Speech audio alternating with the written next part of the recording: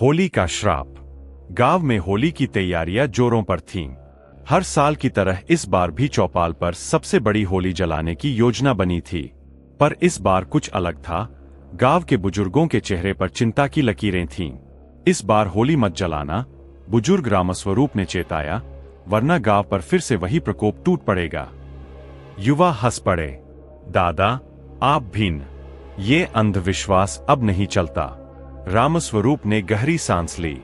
50 साल पहले इसी दिन ये गांव श्रापित हुआ था। गांव के लोग ठिठक गए। उन्होंने सुना तो था, पर कभी सच नहीं माना। 50 साल पहले गांव का सबसे अमीर साहूकार सुरेशनाथ अपनी हवेली में रंगों का बड़ा उत्सव मनाता था। शराब, नाच गाना और अनगिनत गुलाल। पर उस रात कुछ भयावह हुआ। एक गरीब विधवा माधवी, जिसका एकमात्र बेटा भूख से तड़प रहा था, साहूकार से अन्न मांगने गई। मगर नशे में धुत साहूकार और उसके साथी उस पर हंसे। जा, रंगों में घुल जा, शायद कुछ खाने को मिल जाए, कहकर उन्होंने उस पर जबरन रंग डाल दिया। माधवी गिड़गिड़ाती रही, लेकिन किसी ने नहीं सुना। अपमान और गुस्से से भरकर वह पास के श्मशान में चली गई और आग में कूदकर जान दे दी। मरने से पहले उसने श्राप दिया, हर उस होली की रात जब ये गांव अग्नि जलाएगा, मेरी आत्मा जलने आएगी और जिसके भी ऊपर मेरा साया पड़ा, वो अगली सुबह नहीं देखेगा। उस साल होली की अग्नि के बुझने से पहले ही साहूकार की हवेली में आग लग गई। पूरा परिवार जलकर राख हो गया। गांव वालों ने इसे हादसा समझा, पर हर 5वें साल जब भी बड़े पैमाने पर होली जलाई गई, कोई न कोई अजीब मौत हो जाती। वर्तमान युवाओं ने इस कहानी को सिर्फ एक दकियानूसी गप समझा और जिद पर अड़ गए, हम तो होली जलाएंगे। रात गहराई। होलिका दहन की आग भड़क उठी। नाच गाने और हुड़दंग के बीच किसी को पता ही नहीं चला कि कब हवा ठंडी और भारी हो गई। फिर किसी ने चीख सुनी। गांव का सबसे निडर युवक विजय जलती होली के पास खड़ा था। अचानक उसकी आंखें फटी रह गईं। ऐसा लगा जैसे किसी अदृश्य शक्ति ने उसे जकड़ लिया हो। उसकी त्वचा काली पड़ने लगी, मुंह से झाग निकलने लगे। भीड़ चिल्लाई, मगर कोई आगे बढ़ने की हिम्मत नहीं कर पाया। विजय के होंठ हिले, मां ध वी, और अगले ही पल वह जलती होली के बीच जा गिरा। गांव पर फिर से माधवी का श्राप टूट पड़ा था। सुबह विजय का जला हुआ शव राख के ढेर में तब्दील हो चुका था, और दूर श्मशान की ओर से धीमे धीमे हंसी की आवाज आ रही। गांव में मातम छा गया। विजय की जलती हुई लाश के राख में बदलने के बाद कोई भी समझ नहीं पा रहा था कि यह कैसे हुआ। बुजुर्ग रामस्वरूप ने सिर झुका लिया। मैंने कहा था, माधवी का श्राप अभी भी जिंदा है। लेकिन युवाओं की जिद अभी भी नहीं टूटी थी। ये कोई श्राप नहीं, ये बस एक हादसा था। रोहित, विजय का सबसे अच्छा दोस्त, गुस्से से बोला, हम डरने वाले नहीं हैं। इस बार रंगों की होली और जोर शोर से मनेगी। बुजुर्गों ने मना किया, मगर गांव के कई लड़कों ने उसकी बात मान ली। अगली सुबह गांव के चौपाल में रंगों की होली शुरू हुई। चारों ओर गुलाल उड़ रहा था, ढोल बज रहे थे और लोग नाच गा रहे थे। लेकिन फिर कुछ अजीब हुआ। भीड़ में मौजूद सुनील ने महसूस किया कि कोई उसके कंधे पर हाथ रख रहा है। उसने पीछे मुड़कर देखा, कोई नहीं था। तभी हवा में एक अजीब सी गंध फैल गई, जैसे जले हुए मांस की बू। तुम्हें भी होली खेलनी है? एक धीमी मगर खौफनाक आवाज आई। सुनील का दिल जोर जोर से धड़कने लगा। उसने घबराकर इधर उधर देखा, मगर कोई नहीं दिखा। अचानक उसकी आंखों के सामने भीड़ में खड़ी एक लड़की दिखी। सफेद साड़ी, बिखरे हुए काले बाल और चेहरा जो रंगों से लाल था, या शायद खून से। सुनील, रंगों से खेलोगे या आग से? लड़की की आंखों से काले आंसू गिरने लगे। सुनील चीख पड़ा, मगर उसकी आवाज गायब हो गई। अगले ही पल वह जमीन पर गिरा और उसके शरीर में अजीब सी ऐंठन होने लगी। उसका शरीर ठंडा पड़ गया, होंठ नीले हो गए, और देखते ही देखते उसकी सांसें थम गईं। गांव में दूसरी मौत हो चुकी थी। अब गांव वालों को यकीन हो गया, माधवी का श्राप अब भी जिंदा था, और इस बार यह सिर्फ एक दो को नहीं छोड़ेगा। बुजुर्गों ने पुजारी को बुलाने का सुझाव दिया, मगर डर के कारण कोई भी बाहर जाने को तैयार नहीं था। रात होते ही पूरा गांव अपने घरों में दुबक गया। होली की जल चुकी लकड़ियों के बीच राख ठंडी हो चुकी थी, लेकिन अचानक राख के ढेर से धीमी धीमी लपटें उठने लगीं। श्मशान की दिशा से आती मंद हवा ने उन लपटों को और भड़का दिया। फिर किसी ने दरवाजा खटखटाया। कौन ने? गांव के मुखिया ने डरते डरते पूछा।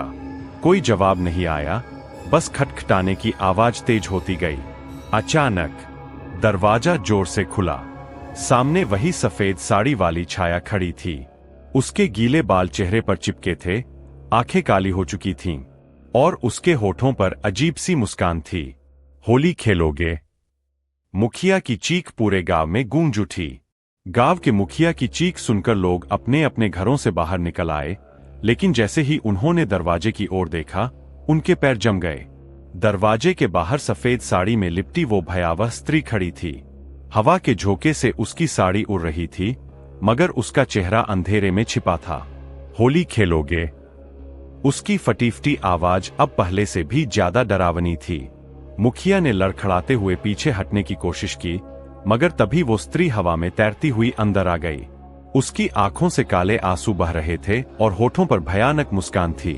तभी भीड़ में खड़े एक बुजुर्ग कांपते हुए बोले, माधवी, हमें माफ कर दो, हमने तुम्हारे साथ अन्याय किया था। लेकिन भूतनी ने कोई जवाब नहीं दिया। उसने अपनी काली जली हुई उंगलियों से मुखिया की गर्दन पकड़ ली। उसके स्पर्श से मुखिया की त्वचा झुलसने लगी। उनकी आंखें फटी की फटी रह गईं और कुछ ही पलों में उनकी सांसें बंद हो गईं।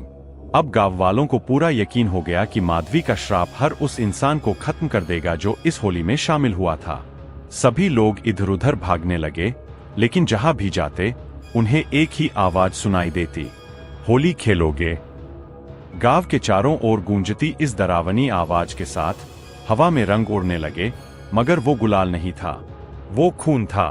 रंगों से सना पानी अब लाल हो चुका था। लोगों के चेहरे पर गुलाल की जगह जलने के निशान उभर रहे थे। एक एक करके उन सबकी चीखें तेज होती गईं, और फिर धीरे धीरे सब कुछ शांत हो गया। सुबह जब गांव के कुछ लोग जो इस घटना का हिस्सा नहीं थे बाहर निकले, तो उन्होंने जो देखा उससे उनकी रूह कांप गई। पूरा गांव खामोश था, कोई भी जीवित नहीं था। चौपाल की होली की राख अब भी ठंडी थी, मगर उसके पास खड़े हर इंसान की लाश राख बन चुकी थी। और वहां एक कोने में सफेद साड़ी में लिपटी एक औरत बैठी थी। उसके मुंह से धीरे धीरे एक ही शब्द निकल रहे थे, होली खेलोगे? गांव की हवा में सन्नाटा था। न रंग थे, न ढोल नगाड़े, न हंसी मजाक। जो गांव कल तक जश्न में डूबा था, वहां अब सिर्फ राख उड़ रही थी। लेकिन कहानी अभी खत्म नहीं हुई थी। अगली रात गांव के बाहर एक साधु अपनी कमंडल से पानी पी रहा था। तभी उसने दूर जलते हुए श्मशान की ओर देखा। अचानक एक साया उसकी ओर बढ़ने लगा। कौन है? साधु ने पूछा। कोई जवाब नहीं। फिर हवा में वही डरावनी आवाज गूंजी, होली खेलोगे? साधु ने मंत्र बुदबुदाया और अपनी माला कसकर पकड़ ली। पर जैसे ही उसने सामने देखा, सफेद साड़ी में लिपटी वह स्त्री उसके ठीक सामने खड़ी थी। उसकी आंखें काली, होठों पर मरी हुई मुस्कान और जली हुई उंगलियां हवा में कांप रही थीं। साधु ने तुरंत गंगाजल निकाला और उस पर छिड़क दिया। हा हा हा हा। माधवी जोर से हंसी। गंगाजल का कोई असर नहीं हुआ। मुझे जल से डर नहीं लगता। साधु की आंखें चौड़ी हो गईं। तू कौन है? तेरा इतना बलशाली होना संभव नहीं। माधवी का चेहरा गुस्से से विकृत हो गया। मैं वो हूं जिसे इस गांव ने जलाया। अब ये गांव हर होली पर जलेगा। लेकिन साधु शांत रहा। उसने अपनी कमंडल से राख उठाई और चारों ओर मंत्र पढ़ते हुए फेंक दी। तेरी आत्मा अशांत है माधवी, तुझे मुक्ति चाहिए, बदला नहीं। माधवी चिल्लाई। उसकी आंखों से आंसू की जगह काले धुएं की लपटें निकलीं। मुझे मुक्ति नहीं चाहिए, मुझे इंसाफ चाहिए।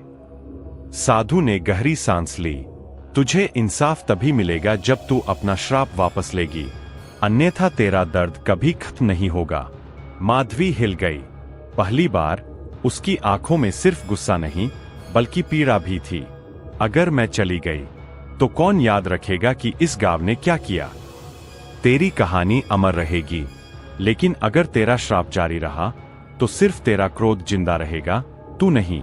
ने अपनी जलती हुई हथेली देखी और फिर गांव की राख की ओर। फिर धीरे धीरे उसकी परछाई मिटने लगी। उसकी आंखों से आंसू गिरे, अब की बार काले नहीं बल्कि साफ। मुझे मुक्ति दो।